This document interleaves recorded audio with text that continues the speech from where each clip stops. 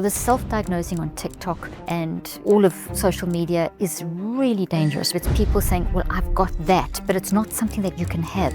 You haven't caught a virus.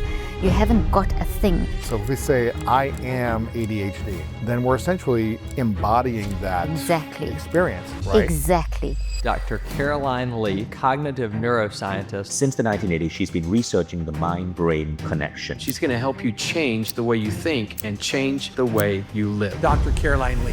Mind is the most powerful thing. We are 99% mind and 1% brain and body. So whatever we do with our mind will wire in a network. Everything that we experience that's unexpected puts us into a level of anxiety. Anxiety is good in that it puts our body into healthy stress. When we really embrace it and face it, we then dive into the depths of our wisdom. What is the root cause of anxiety? And why do you feel like it is amplified so much in the recent years? So there's two ways to look at this. The one is... Welcome back, everyone, at the School of Greatness. Very excited about our guest. We have the inspiring Dr. Caroline Leaf back in the house. Thank you so much for being back on. It's been, I think, over a year or two since you've been on. But the last couple of times you were on, people loved it, and we wanted to have you back on for this new book that you have, which is called Help in a Hurry. Simple tips for finding peace when you're overwhelmed, anxious, or stressed. And I want to speak about this, but there was a stat that I saw that I want to share with you and get your thoughts on.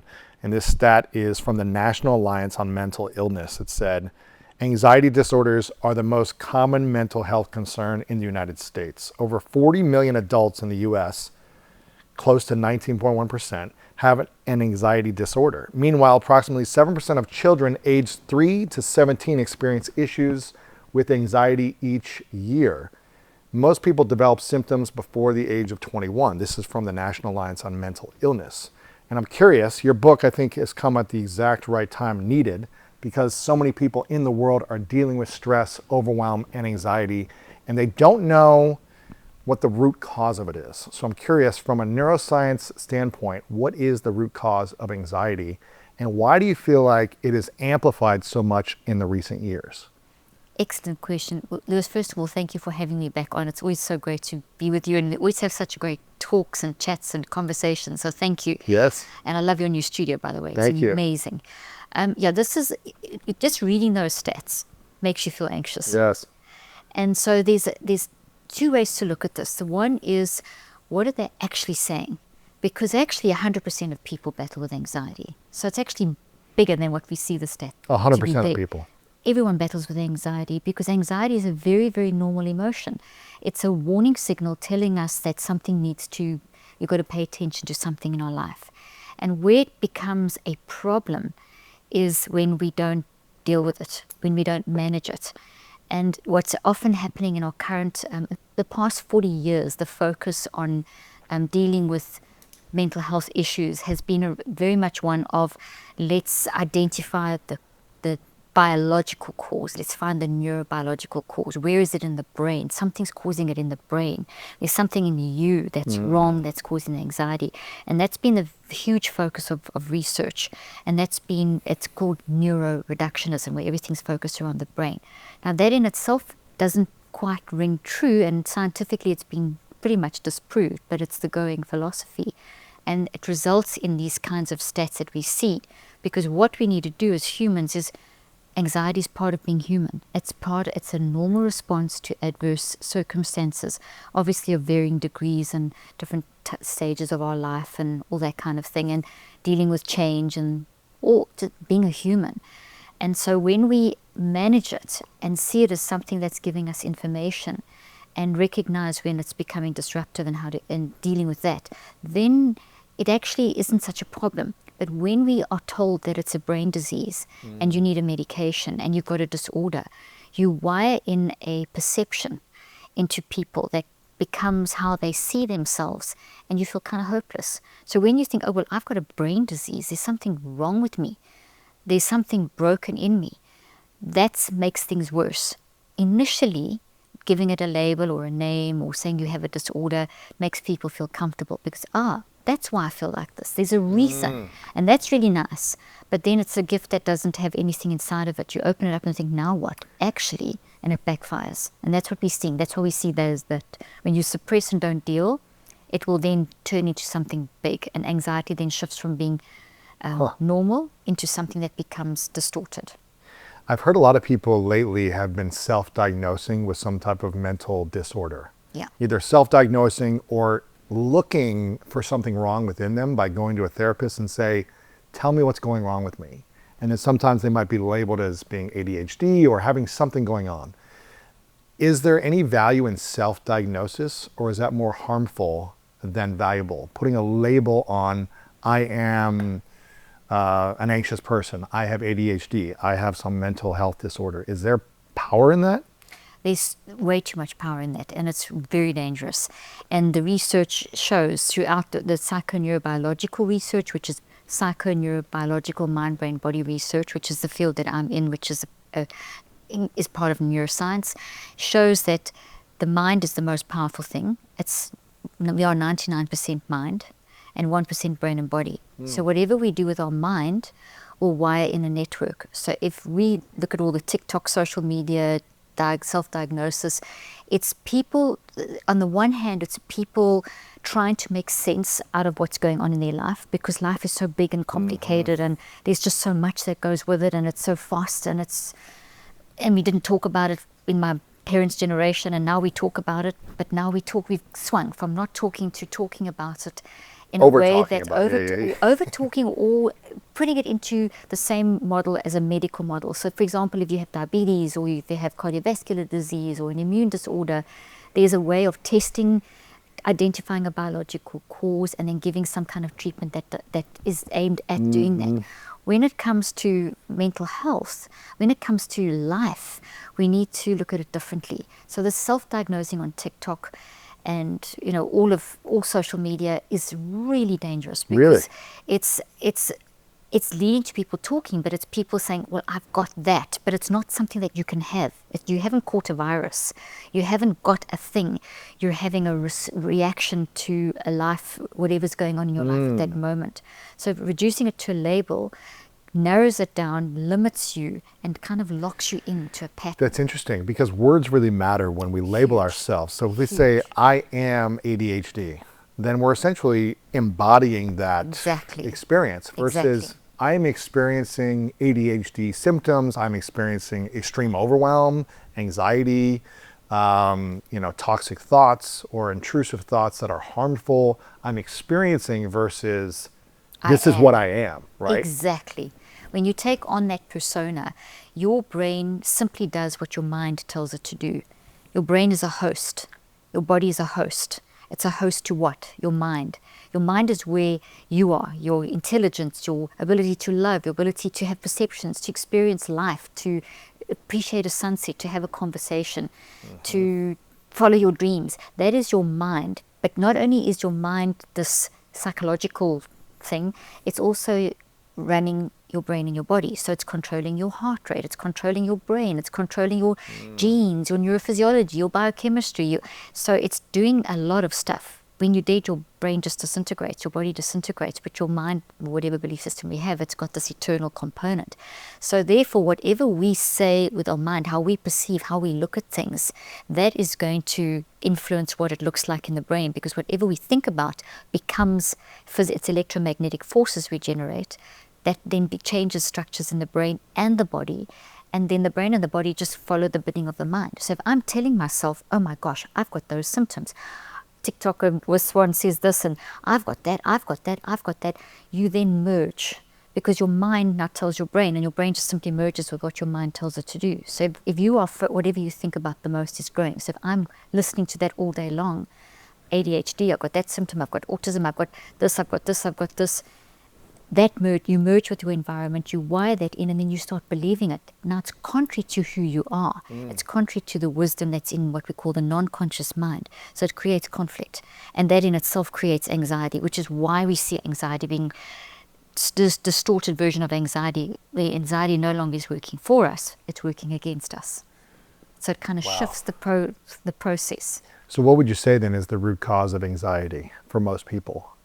The root cause anxiety is a signal, It's an emotional signal, and it's telling you that there is something going on in your life that you need to pay attention to. So it's going to have a multiplicity of different sources. So it could be a child at school and they're being bullied. It could be starting a new business. It could be in a relationship. Everything that we experience that's unexpected puts us into a level of anxiety. Anxiety is good in that it puts our body into healthy stress, and healthy stress sharpens all of our wits. We tap into when we really embrace it and face it, we then dive into the depths of our wisdom. And that's in the non-conscious mind, and we can talk about the levels of mind, so it makes more sense in a moment. So the cause of anxiety in people is facing the unexpected of life's full of all these unexpected things that happen, and you can't predict them. So we have anxiety as a coping mechanism to help us to get into a high alert state with all our neurophysiology then operating for us, and then we can move forward if we manage it, if we know what we're feeling. But if we're told, oh, that's bad, and we're getting all this constant media information, which we have for the last 40, 50 years, that anxiety is bad, it's not bad.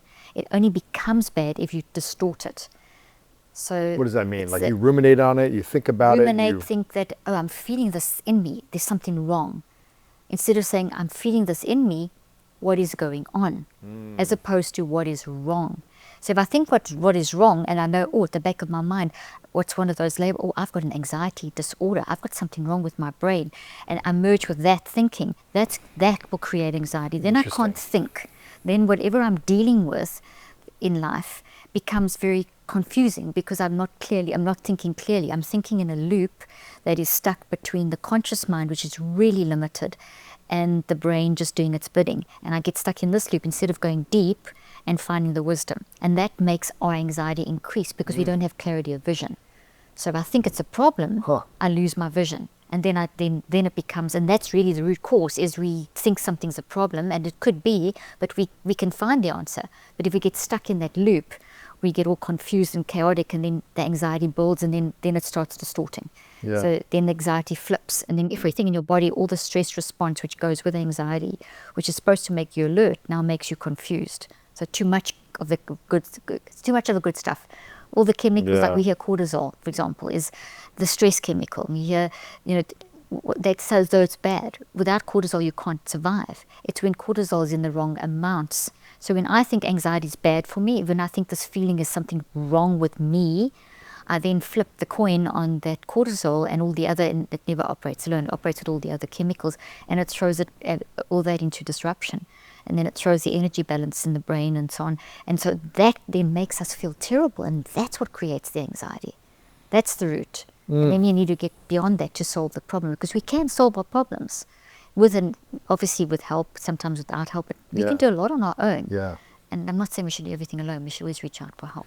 Does that make sense? Of course, yeah. And when people self-diagnose that they have a mental disorder or mental problem, you're saying that's very dangerous. But what about if we go to a mental health specialist, a therapist, a doctor, and they give a diagnosis that we're ADHD or whatever it might be?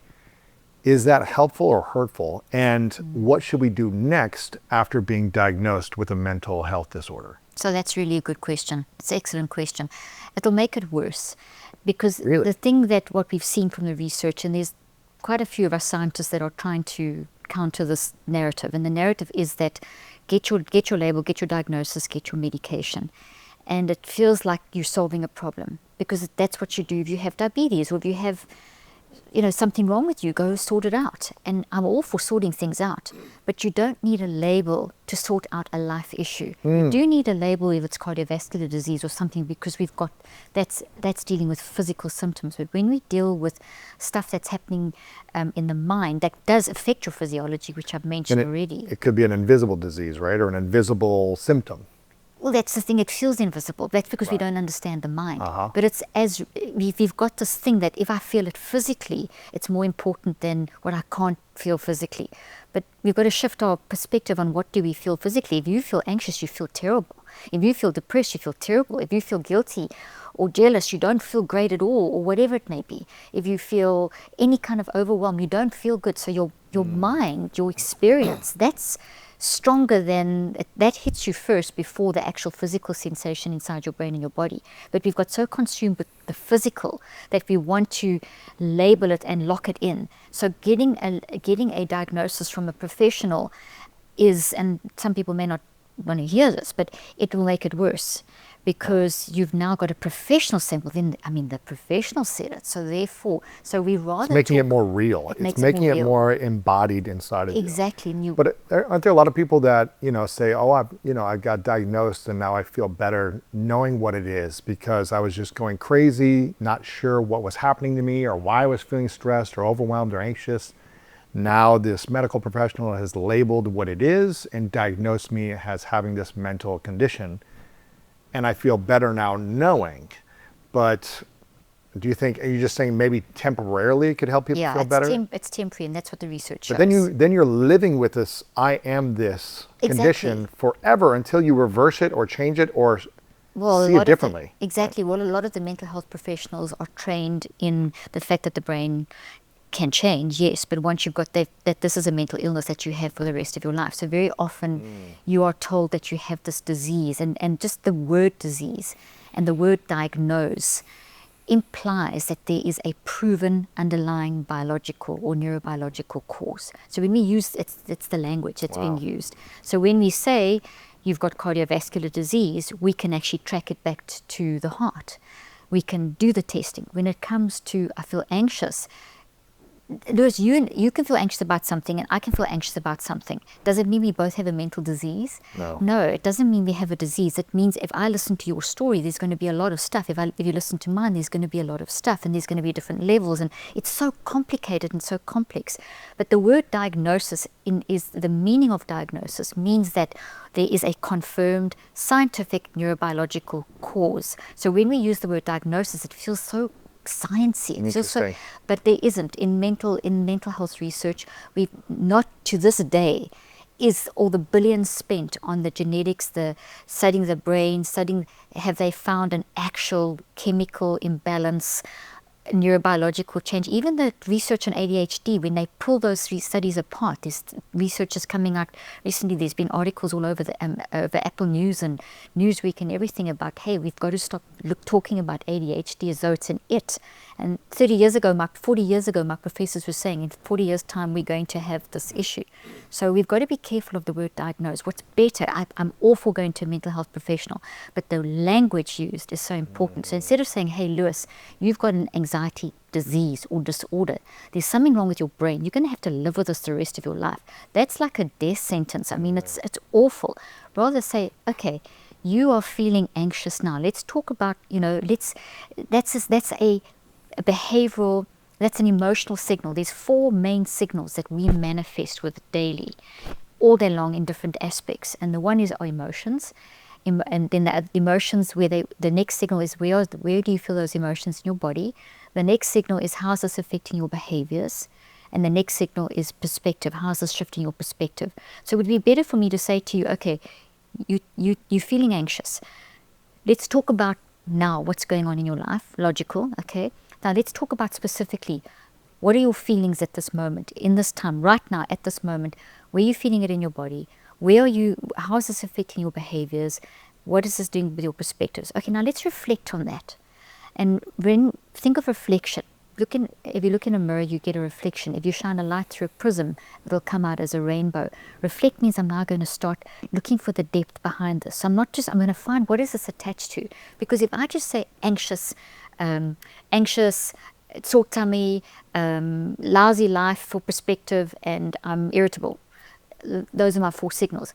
That is a bunch of descriptions. It's not a disease. We've got to be careful of tautologies. It's telling us, those are descriptions of information. Something. Yeah, it's information. Exactly. So what is it attached to? Let's find what it's attached to. So now we've got to start digging. What is the thought that it's attached to? And a thought is an experience made up of memories. So there's obviously a thought, there's something going on, something's happened. And your non-conscious mind, which is your deepest level of your mind, which is your wisdom, it's infinitely huge and present, past, and future all mixed at once. It's so fast. It's faster than 400 billion actions per second. Operates 24/7. It's where everything that we need is stored, and we need to tap into that more. You can talk about it as your spirit level, your whatever you want. Scientifically, we talk about it as the non-conscious. That will, if you start looking at how you're showing up with your signals, you can start tapping into the thought that it's attached to. And when you find the thought, you can then start tracking a thought down. And thoughts look like trees. I mean, I've got some trees over here, and we know that trees have roots. We can start looking, this will generate these signals, the emotions, the bodily sensations, the perspectives, the behaviors. We can then take those signals and we can say, okay, let's see what thought this is attached to. We can reflect and start seeing the who, the what, the when, the where, the why, the how. Then we can start digging deep and say, okay, well, let's see what else comes up with this. Mindstorm this thing. Write it down. Get it out. Then you can say, okay, well, this is the data. Now we've got the data. Let's see, what can we do about this? What's realistic? Curious questions, reconceptualize. Then we say, okay, what can we do now, today, to get you through today? And as you do that process, that's a formula for how, that's based on 40 years of research of the formula of how stuff gets from the outside into us, into our networks. So we reverse engineer that by going from how we show up and reverse engineering back to the thought and finding the root and then reconceptualizing. So you deconstruct that thought, you deconstruct, so you've now gone from, oh, I'm anxious.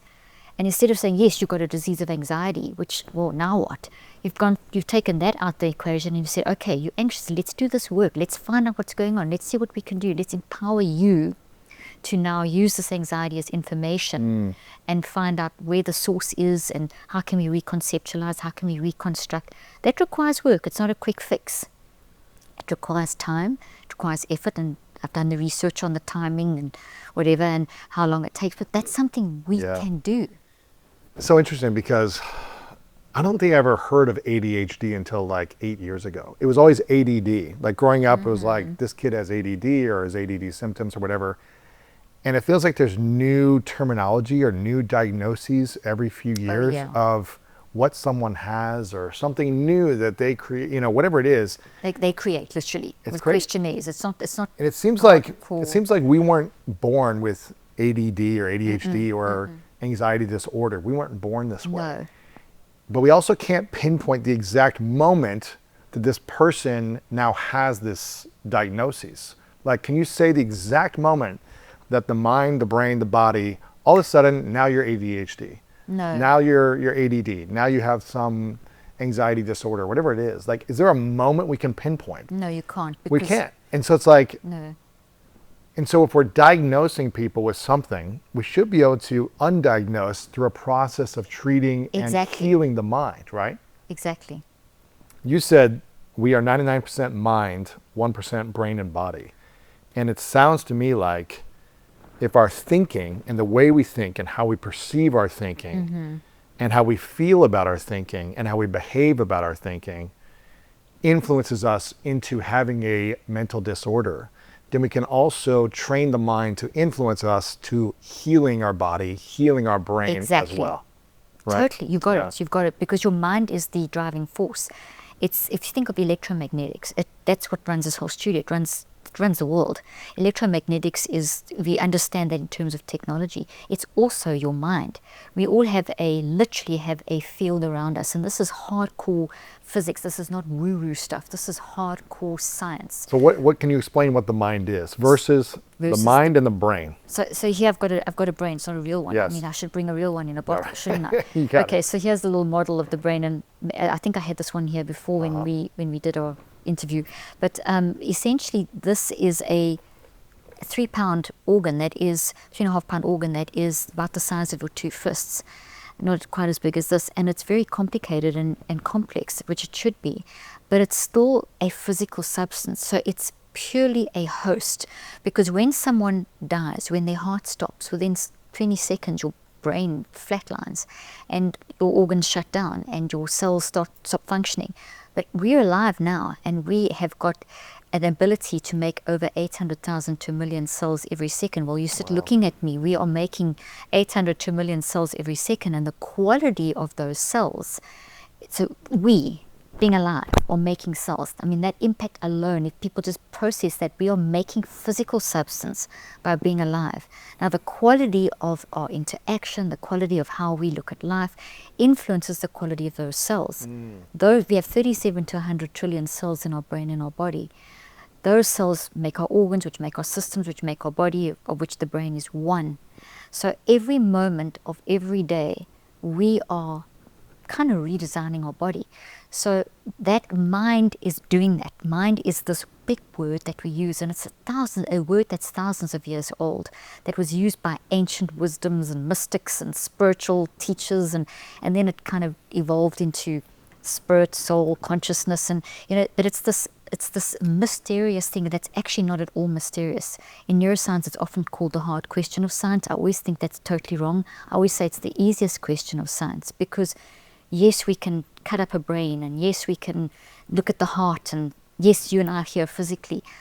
But that's easy to see. It's just as easy to see you, Lewis, and I'm Caroline, and we're having a conversation, and we're talking, and you have a life, and you have a wife, and I have a husband and 4 kids, and that's mind. That the experiences of that's so obvious. The fact that we can get upset and happy and sad, and that's mind. And how when we feel happy and sad, that force of how we process it, how we react to situations, how someone gets in your face in a meeting and you want to punch them in the face, or you find yourself people pleasing, or you find yourself faced with a crisis and you dealing with, that's mind. How your personality, your intelligence, how you love, that is that mind aspect, and it's a driving force. When we do a QEEG, for example, in our research, we are seeing that force going through the brain. So, for example, when we do a QEEG, yes, it's brain waves, but those brain waves are energy that are coming from the mind. So first, the mind is processing life and into like little clouds. If you think of a circle around me, imagine a circle around me and a circle around you. That's our mind field. However big it is, it's sort of in this region, and it goes through you. Like our conversation now is first being processed by the mind into like little clouds, and like droplets of water form a cloud. Every bit of detail that's coming out is forming into a cloud. That mind processes that first, and then it makes a copy of that and puts that into the brain as a neural network made of proteins and chemicals, and then that also the mind and brain together put that into the rest of the body. So memory is stored in clouds throughout your brain and your body, and you've got a world wide web. You literally have a world wide web between the cloud, the copies of the clouds as networks, and then net in our brain, and then networks in our body. And so there's this whole network. So whatever I'm doing with my mind is going to manifest in the host. The brain and the body are the hosts. So when I think something, if I imagine the mind is a cloud around me, right? Happy cloud, hopefully. Big area with lots of clouds. Okay, big area with lots of clouds. Yeah, this revolving, moving, dynamic thing. And each little cloud within this big area are what? Thoughts, memories, moments? Yes, it's experiences. Everything, all of that stuff is details of the experience. All the memories are the details. So it's an experience made up of details. Is that your personality then, or is that? Well, your personality is your perception of it. But the experience, like this interview, is an experience. Every word are the details of the experience. So we're forming a thought of this interview, and people that are watching are forming a thought, and all our words are the memories. So think of the thought being an experience, and think of the details of the experience being the memories. Thoughts are made of memories. Experiences are made of details. The experience is the thought. And all those thoughts and memories that are within this kind of dome, sphere around us, within us, through us, influences the host, which is the brain and the body. Yeah. Because the emotions are stored within the body as well. And the thoughts influence the emotion, but the thought also influences the brain, which is creating the feeling of the emotion as well. It's the interpretation, right? It's the interpretation, it's the host. So if our mind is anxious, stressed, overwhelmed, then that electromagnetic field is influencing the brain and signaling the body to feel something. Exactly. It makes a copy. So whatever you think of it like step 1, step 2, step 3. So step 1, the experience comes in into your mind, and it's all this mind electromagnetic field cloud forms. That's the experience. And maybe it's a big ugly experience, so it's a rain cloud, and with lightning going through it, a storm cloud, and then it's a beautiful experience, so it's a beautiful fluffy pink and white cloud, whatever. So you've got those two experiences immediately, and it happens fast. This is happening at 400 billion actions per second, so and faster. It's like it's quick. Instant. So a copy is made. So your mind processes it and then makes a copy, puts it into the brain, and the brain responds neurochemically, electromagnetically, on a quantum level, genetically, and builds that. So as energy hits physical, a network is formed, and that network looks like these trees, basically. The tree is what? The trees would be a thought. Okay, so explain a thought again. What is a thought? If you can hold it up so they can see it. Okay, so basically, the thought is are the memories, and memories are the details. So people are building a thought of this interview about whatever they called it, mental health or whatever, and so that's the name of the thought. Everything we say is building onto these trees over here.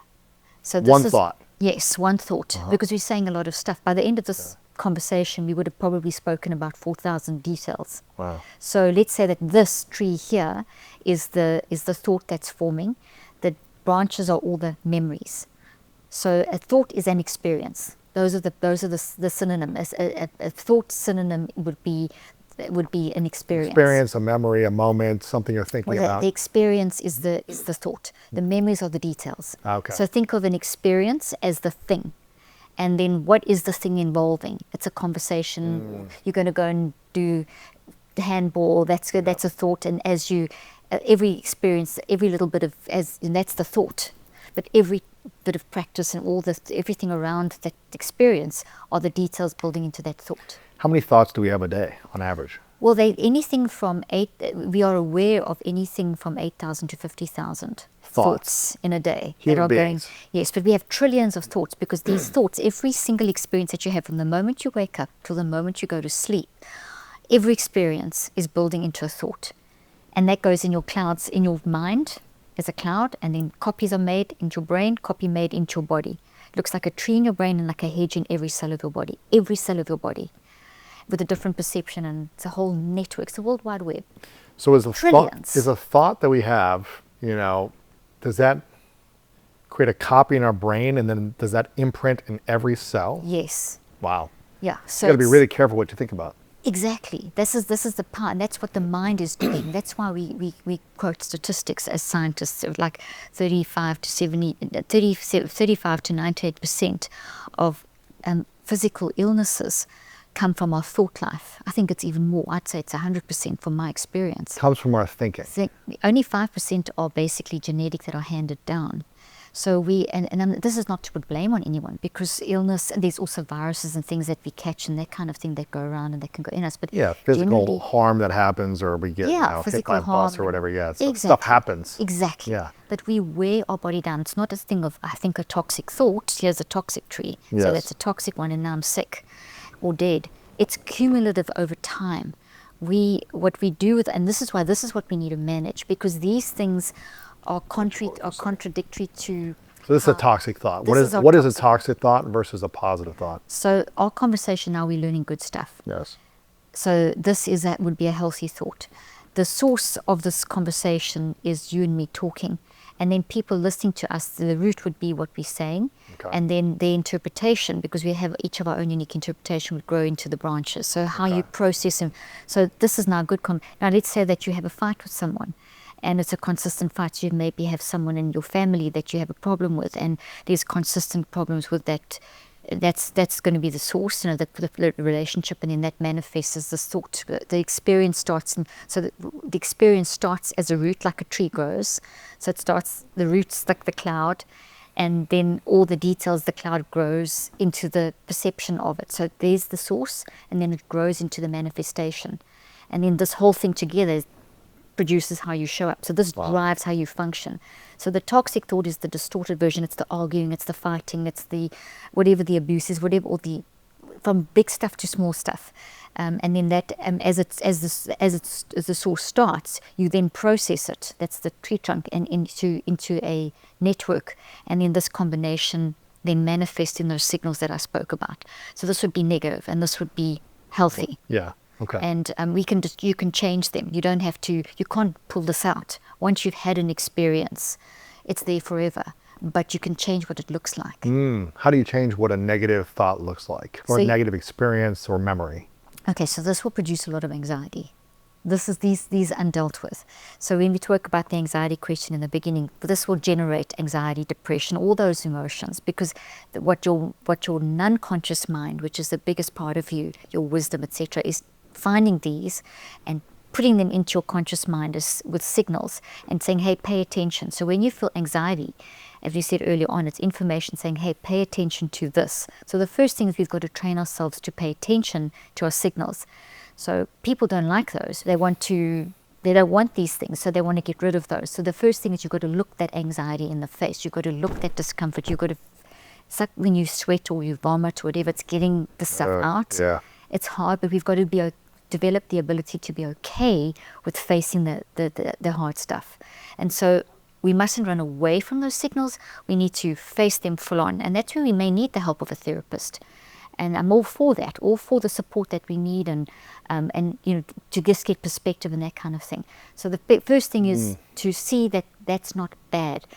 If you see anxiety and depression and those things as a disease, you're not going to you don't know what to do with it. But if you see that as, oh, okay, this is telling me something. I'm going to face it. I hate this. I'm crying. It's terrible.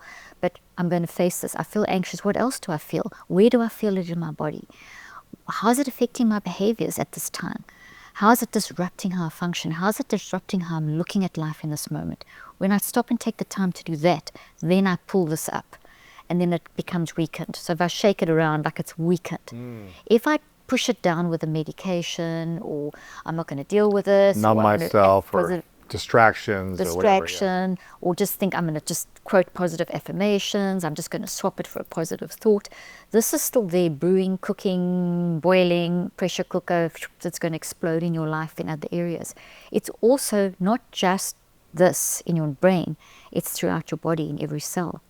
It's also in those clouds of your mind. So you've got this World Wide Web network that's just pulsing and pulsing, and it gets bigger and bigger. That wears every cell of your body down. Remember I said we're making 800,000 to 1 million new cells every second? Okay, so if I'm really stuck in this combination of thoughts in this like I'm just focusing on this, I'm generating that kind of energy. That kind of energy is what's making my cells, because energy is what makes a cell replicate itself and build and new ones.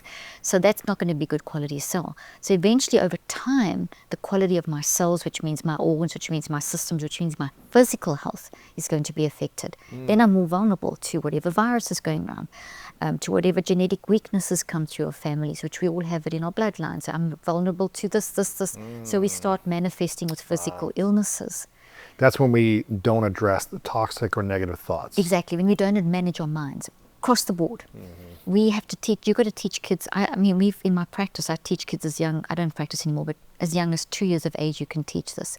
Because children, from about the age of 2, they're starting to recognize that I'm sad or I'm happy, or that one's not being nice, and this one, it's sometimes, or earlier as well, they can see it earlier, they can already, but it's at 2 they start processing. So this is something, this mind management is a life skill. It's the ability to embrace that sadness and to say it's okay to be sad, it's okay to not be okay.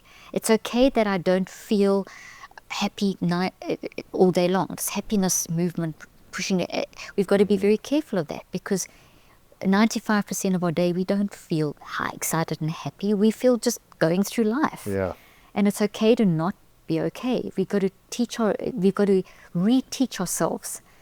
In this current age, zeitgeist has been one of, as soon as you feel anxiety, you've got a disease, suppress it. As soon as you feel this, your child's this, they've got ADD, they've got something. We're trying to make a label of, we're trying to say this is a thing that you can't control. That takes all the power out of you.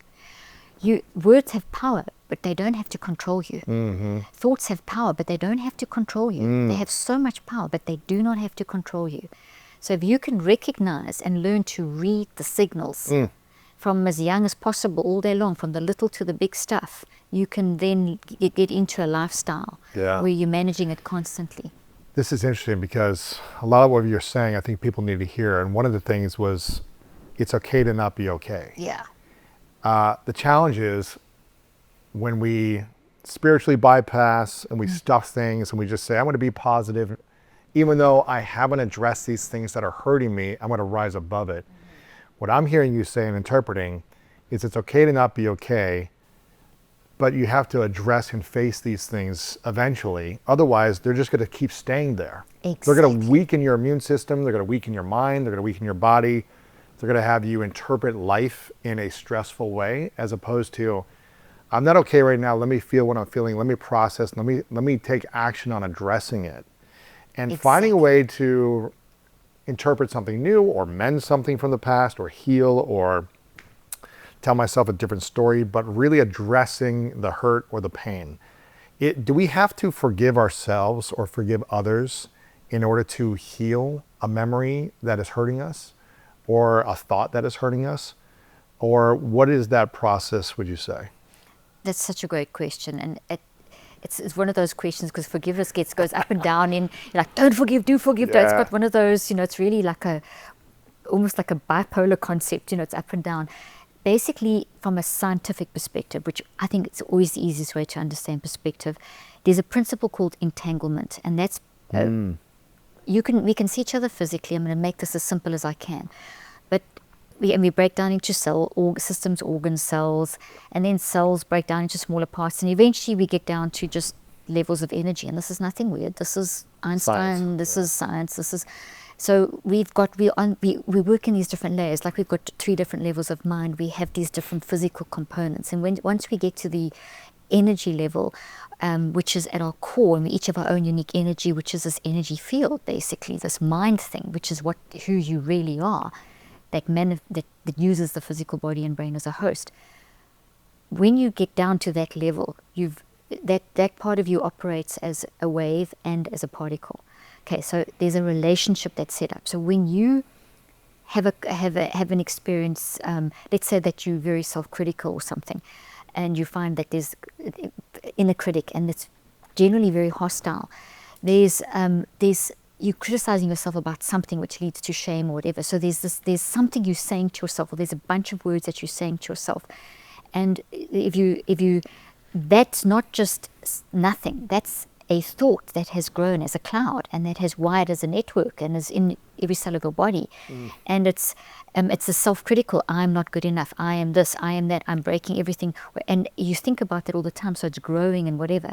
So now you've created an entanglement in the network that's this big hurricane mess.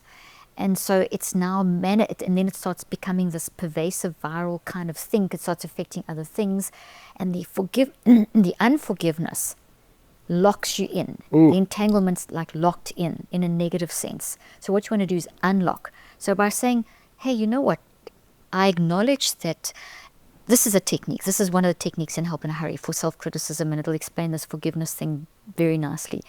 In that moment when you feel that self-criticism, is this okay if I use this example to answer your question? Imagine that there's a theater. You're in a theater, and the curtain opens, and there's a little ant on the stage. It's kind of one of those red ants, those horrible things that can bite you. Yeah. That's you self-criticizing. That's the self-criticism. So you distance yourself, and you're watching it as though it's in a theater. This is a technique you can use that works really well, and it leads to the forgiveness thing. And you're watching this, and you're watching this ant saying all these things, which are the things you've been saying about yourself. The ant is speaking on the ant is speaking. Okay. It's like this little play that's enacted, and you're watching this. You're safe you're in the theater seat. You're not there on the stage. The ant's doing the stuff, but that's your self-critical talk. And as it's coming out, you start seeing, is this really, and you start questioning, is this really true? Do you agree with these things? Like when you watch, I'm enjoying this, I'm not enjoying this. Do I agree? Isn't that a bit harsh? So you start kind of being curious about those situations, and it's all those comments, and then you start saying, okay, well, you know what, that is me, but you know what, I think I can see the reason why I did that, and I can see why I'm saying that about myself. And is it really, I actually think I need to forgive myself. I need to start disentangling. And as you start watching that little thing, you can start forgiving yourself, because self-criticism is you've entangled and created a knot where you blaming yourself, and you just can't forgive yourself. I shouldn't have done that. I am so bad. I'm this. Now you say, was I that bad? Yes, maybe I was, but you know what? That's okay. That's not who I am. That's who I became. And you start having this conversation with the ant, and the ant eventually becomes the tiny little black ant, and then so small you can hardly see it. But you've had this conversation. You've worked on a process of forgiveness. You started a process of disentanglement. Now you can do that in the moment to stop the criticism. It involves the self-criticism in the moment. It involves a process of forgiveness.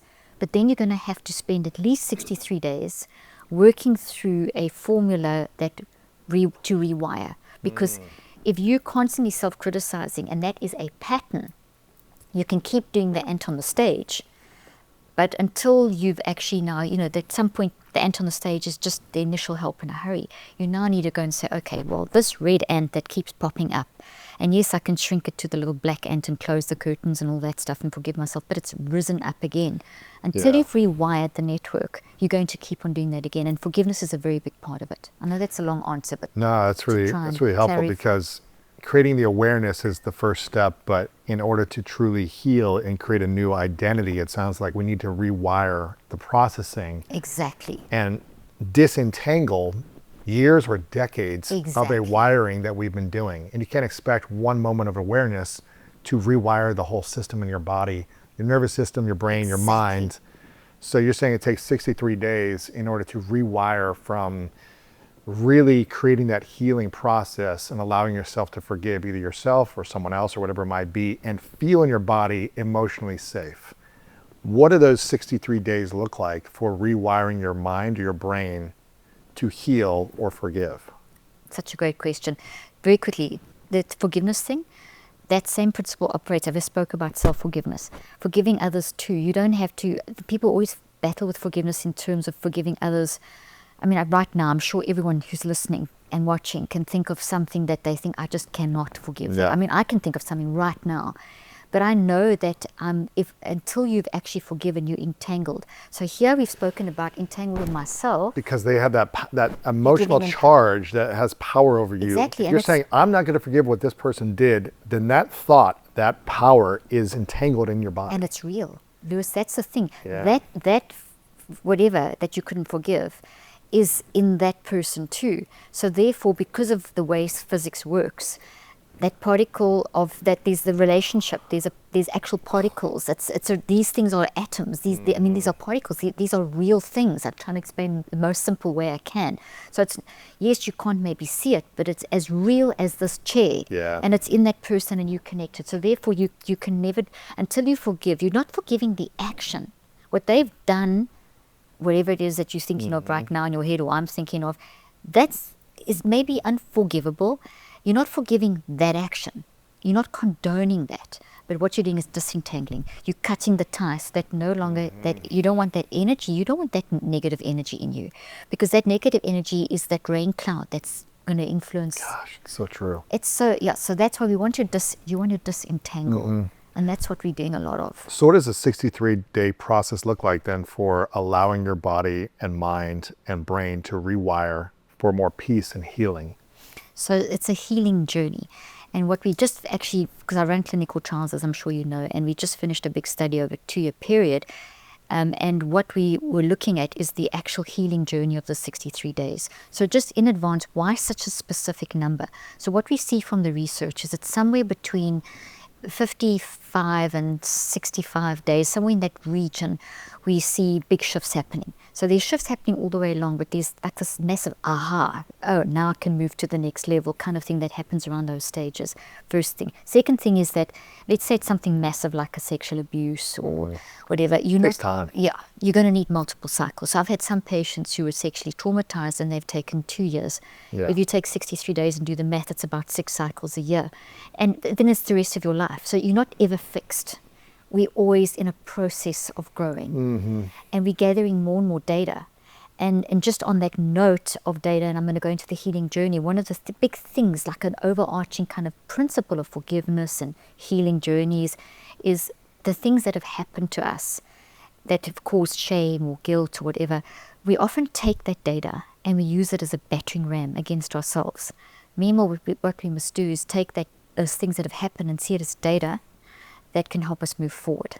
Okay, so the healing journey and 63 days is, and the whole concept of moving forward is that it takes time to heal, and I wanted to see how long, what happens at each stage. So we've kind of broken it down almost literally to the day of what you can expect more or less on each stage of the journey.